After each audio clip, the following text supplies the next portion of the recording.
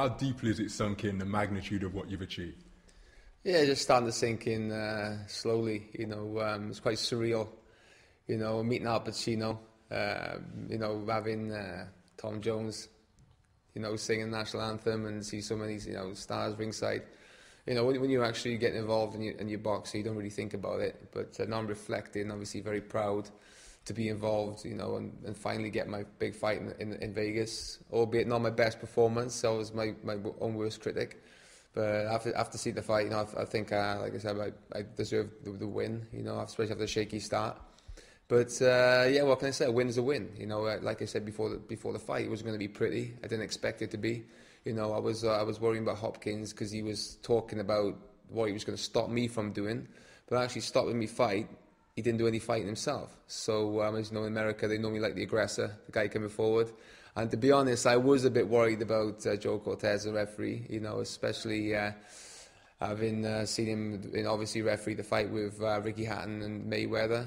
He stopped Ricky doing anything at all on the inside, and he let Hopkins do everything. So it's one of them things. When you go to America, you take a risk, and the risk paid off. I'm just happy. All that matters is the win. That's what matters at the end of the day, and go down the history that's another victory. Lots of talking points there, both about the referee, the fight itself. Let's backtrack and deal with the whole Vegas experience. So you talked about meeting Al Pacino, you talked about Tom Jones singing your national anthem. How did that first fight for you in the fight capital of the world, Las Vegas, Nevada, how did it compare with your pre-fight expectations? Yeah, it's like I said, it's quite surreal. Now I reflect back on it. To be honest, I was probably too relaxed. I felt that...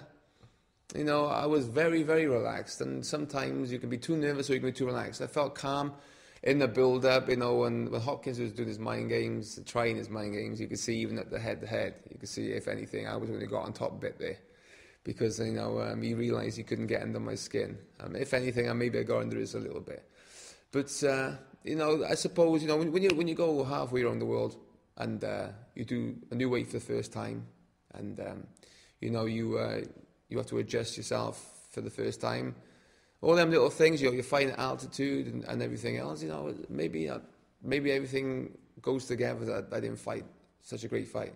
Especially with Hopkins, with his style. He's got the style I don't like. He goes backwards.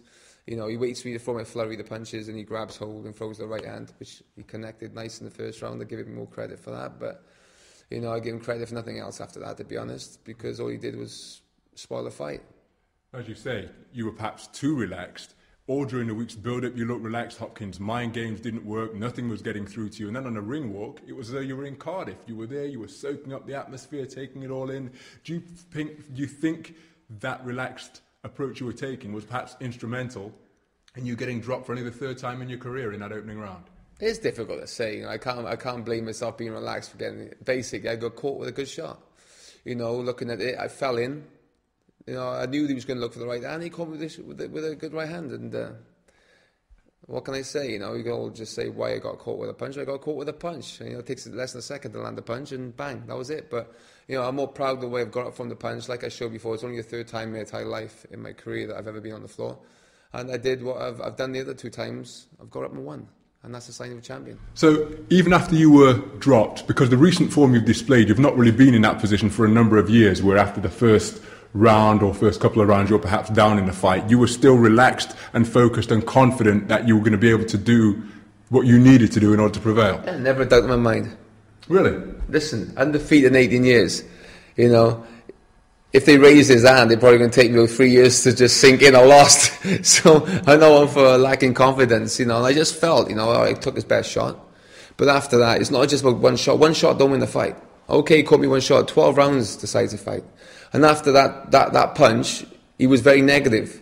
And I knew I could adapt and figure the guy out. And at the end of the day, I just felt I was landing more than him. Some of it was ugly. It was ugly, a lot of ugly work. I admit it wasn't a good fight to watch. And when I watch it on tape, it was not a good fight to watch. But at the end of the day, he stopped me working. But in the same thing, he didn't do nothing himself. So how were you able to adapt and work him out? Did the knockdown, the good shot that you took, did that alter your game plan in any way? Were you wary of the right hand, for instance? Well, to be honest, I went quite positive, like I always like to do. And because I got caught so early in the fight, obviously I was half expecting him to come to me. But he's still, he was still cagey. He still went defensive, maybe expecting me to come swing to look that right down again. So yeah, of course, I was a bit cautious in the first couple of rounds after that. But when I started letting my punches go, I could see him after 4 rounds. He started to breathe. I just felt I was outworking him. I mean, he was uncomfortable with the work rate. Plus, what was frustrating, I wasn't allowed to punch on the inside. He was grabbing my arm, hitting me on the blind side. When the referee was the one side, he was hitting me on the other side. So I had to really keep my patience and not react. Because if I reacted, maybe I'd have had the point taken off myself. That's what I was worrying about. He was doing his best to get a point taken off of me. And, giving Joe Cortez credit, at the end of the day, I think he got away with a lot, but he could have easily taken the point off and believed that he was being hit low. But I figured that he read the situation. So when you were aware that he was becoming fatigued, how much inspiration did you take from that and say, okay, I've still got lots left in the tank, I can come on strong now?